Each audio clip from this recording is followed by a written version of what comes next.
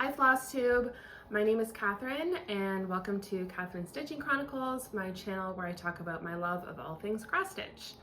So today is December 14th. It's been about 2 weeks since my last video and I'm back to share tons of WIP progress, which I'm really excited to show you, by the way, as well as talk about my experience at the Jingle Ball, which happened last weekend. It was an online stitching retreat hosted by Lindy Stitches. So I have lots to show you today, so let's just get right into it. I've got my coffee and I am ready to go. All right, so first up, I will share an exciting milestone that I've reached, and that is on my Haid Stitch Along. So I've been working on a monthly goal for this since August, I believe, and I was aiming for a 4-page finish by the end of the year in order to get the reward of access to the other charts that were offered as part of the stitch along. At the start, we were able to pick from 10 charts, and if we finish 4 pages, we get the other charts for free. So I'm excited to share that I have already achieved my goal for this month and for the year. So here it is. I got my 4-page finish a couple days ago, I think. I was really powering through and I thought I'd be able to finish it this past week, and I did. So yeah, doesn't this just look awesome? I love it so much. So I finished stitching on pages 1, 2, 3, and 5 down here. There is a partial page here, but partial pages do not count towards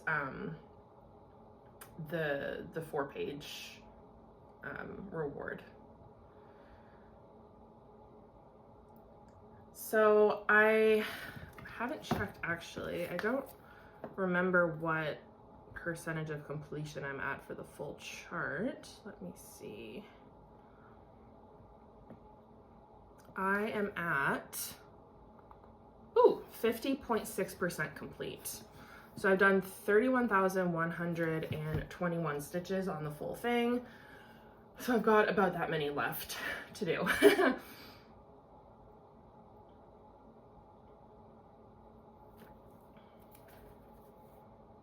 I'm not sure how I want to tackle the rest of it though, to be completely honest. I think I might work over here and do page 4, and then I can work downwards, and then it'll be a bit more uniform, because it's really driving me nuts that like I have this top bit like almost done, and then I have a full page underneath, like just in one part. I don't like it at all. So yeah, I think that's what I'm gonna do. I'll finish the entire width of the piece and then work downwards. I'm not sure if I'll pull this out again this year or not, now that I've like finished my goal. I mean, I have other goals that I want to work on as well, so I might put this away until 2025. But it's been a blast to work on this, and I'm really, really happy that I was able to get to that 4-page finish. I also forgot to mention, I'm stitching that 2/110 stitch on 28 count pre-gridded Lugana. I've really been enjoying it. I personally have no interest in doing a full coverage piece with full cross, so this is my first time like doing a full piece in 10 stitch, and I've really been liking it. So definitely recommend it if you're gonna try full coverage for the first time. It's so much quicker and it's so easy, and as you can see, I mean, I think it looks pretty good. So the next style that I have to show you is the Study of Skulls style from the Stitch Crypt. So this is almost finished. There's only one more part to go. So the last time I showed this to you, I believe I'd completed up to part 10, which was here.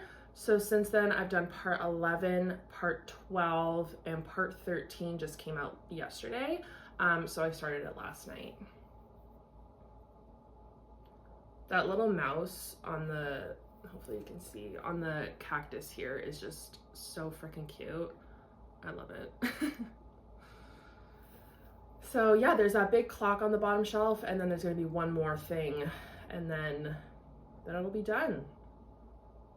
I'm looking forward to having this one done. I'm getting it up on my wall. I love the colors in this, like those pops of purple are just beautiful. And this is stitched on 28 count Topaz Lugana from Fiber on a Whim. A beautiful blue. All right, so the last stitch along that I have to show you is the Bella Filipina Blackwater Siren cell. So last I showed this to you, I had started part 2, but hadn't gotten super far on it. So I finished part 2, and part 3 actually came out like a week ago, and I haven't started it, but I'm planning on starting it this weekend. So here we are up to part 2. I haven't done the back stitch yet. I'm not sure, like on her skin, like I'm not sure if I want to backstitch that now or wait to see if there's anything going to be any stitching like next to it, because if there is, then I would rather do the backstitch later. So I think I'm just going to leave it for now. There's not that much backstitching, so if I have to come back and do it later, it's not the end of the world. But yeah, isn't she just beautiful? I love these colors. And you'll see in the photo that I put up of part 3, like the tail, oh, it's just gorgeous. So this is 28 count linen that I dyed myself for this project. It's pretty wrinkly, but you get the idea. So yeah, I will be working on her giant tail this weekend. Part 4 is coming out on, I want to say the 30th or the 31st of this month. So I've still got a couple weeks to get it done. So, and I mean, I love working on Bellas. I love working on mermaids. So it's not like it's a chore, but I just have to work on it. So hopefully I can get some decent progress in this weekend, because I really want to get those colors in there and get that tail done. So those are all my sals. So moving on to my WIPGO projects. So it is December. These are my last 2 WIPGO projects for the whole year, which is insane. So I have worked on both of my WIPGO goals a little bit already. So the first one is to complete the stitching on this little Mill Hill kit. So this is Fall Mandala. This is a seasonal series. There's 4 of them. I have all of them and evidently haven't even finished one yet. So I've pulled this out a couple of times and I've made some progress on it. So I've been working on filling in this side here and yeah, like working on this kind of background bit and then filling in the leaf a bit more.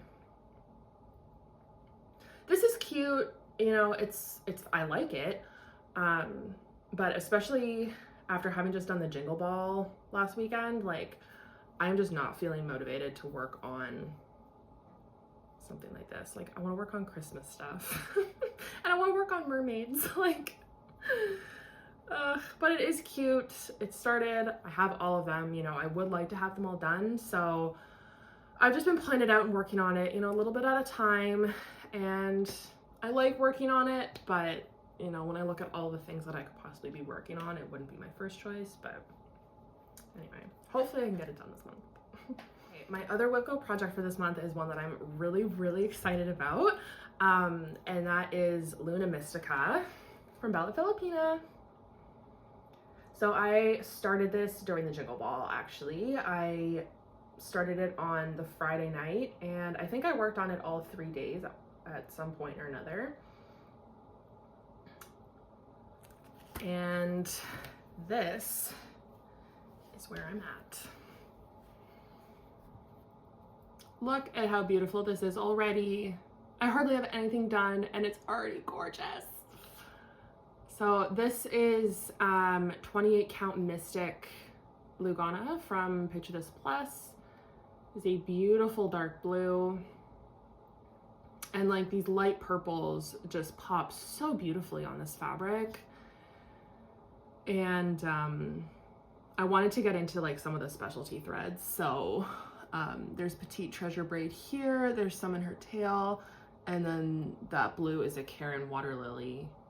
Oh, and this kind of inside here is a water lily as well.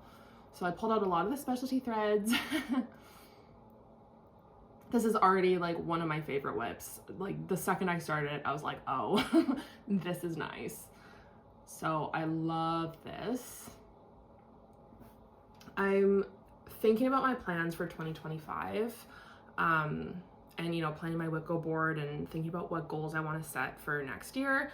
By the way, if that's a video that you'd be interested in seeing, I would be more than happy to make it, because I love, you know, talking about planning and stuff for cross stitch. I'm literally reconsidering how I want to plan my year next year, just so that I can work on this more, because it is that pretty. I love it so much. So yeah, I worked on this last weekend during the ball, and then I really wanted to get my Haid Sal finished. I know I need to work on the Blackwater Siren Sal and make sure I can keep up with that. So I haven't pulled it out since, but I would like to get some of these other things kind of checked off. And then I can spend some quality time with this whip, because she's beautiful. All right, so that is it for all the whips, almost all of the whips that I worked on. But now we can talk about the Jingle Ball, yay! So the Jingle Ball was last weekend, Friday through Sunday. It was so much fun. Oh my God, I had the best weekend. I loved the classes. I signed up for 3. I only attended 2 just because the other one, like, I haven't even started the stitching for it. But the ones I went to, I mean, they were excellent. They were so well instructed. They were clear. They were fun. You know, the designers were kind of like chatting and answering questions while they were doing things. They were phenomenal.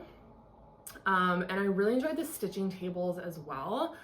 It was so much fun just to like hop in and chat with people, and even just like stitch and listen to the conversation going on. Like, I'm definitely an introvert and I'm quite shy, especially when I'm like meeting new people. So I'm really not one to like jump into a conversation or start a conversation with somebody. Like, I am just too much of a socially anxious person to be very good at doing that. But I just really enjoy listening to conversation around me. And I was actually able to meet, you know, some friends that I know through Instagram or through Flosstube. And it was really awesome to just have the opportunity to like kind of meet, not really face to face, but virtually face to face, and actually be able to like chat with one another rather than just like sending DMs and stuff. So it was really fun, really just like a fulfilling experience. I definitely recommend attending next year if you weren't able to join this year. And I believe Lindy Stitches is going to be hosting a few more virtual retreats throughout the year. So there will be plenty of opportunities to, you know, hang out. So I do have some projects to share. The first one is an FFO, and it might just be the cutest thing I've ever made in my life. Ta-da! Oh, look, it's so cute. So this is the gingerbread house from Tiny Modernist. This is one of the classes that I attended, and I was able to fully finish it during the class. I'll show you all the sides here. So here it is. I love it so much. So I stitched this on 16 count Dirty Ada from Zweigart. And I used all the called for DMC except for the white, which I did swap out for Chronicles number 32, or number 8 braid in the color number 32, which is a nice pearly white. This was so much fun. It was like pretty easy to put together. I actually had the most trouble just getting the roof to stay on. I think I was just being a little impatient with my glue and like not holding it down for long enough. So I'd glue it, hold it, and then let it go, and the roof would just like, so it took a few tries, but we got there in the end. And yeah, it's just so adorable. I didn't end up putting anything on the bottom simply because the roof gave me so much trouble that I never wanted to see glue and felt ever again. So I didn't bother, you know, filling it and covering the bottom, and I think that that's fine, you know, whatever. So, oh, it's so cute. It sits on my shelf and I look at it all the time. So the other class that I went to was the Winter Woodland Star with Liz Matthews. So I have not assembled my pillow yet, but I did finish the stitching actually while the class was happening. So I like logged in and I watched it live, and I just finished my stitching on it at the same time. So there's my stitching. This is 28 count Milk and Honey Lugana from Fiber on a Whim. So this pattern is just like so, I don't know what it is about it, but it's just so like dainty and quaint. I love it. So I plan to assemble this this month. Hopefully that happens. The class really was excellent though. I mean, I was a little intimidated by this like finishing technique, but she made it look so, well, I won't say easy, but she made it look so doable, and like I just have so much more confidence now going into it that like I will be able to do this. And then I'll just show you my backing fabric as well, which I've unrolled, and I think I probably need to, yeah, I need to press it better than I did, but this will be the fabric that I'm going to put on the back. So cannot wait to have this done. So while at the Jingle Ball, I did get sucked into the shopping. I think I blacked out a little bit and just kind of got sucked into all the fun new Christmas stuff, but that's fine because I love Christmas and I love Christmas stitching, and you know, I was treating myself, as if I don't treat myself literally all the time, but that's neither here nor there. I did buy a lot of patterns. I'm not going to show you all of them, but I will show you some of my favorites. So one of the charts that I bought was the Holiday Wreath drum from Tiny Modernist. This is one that I saw like ahead of time, and just like on Instagram she posted a photo of it and I was like, yep, I'm getting that.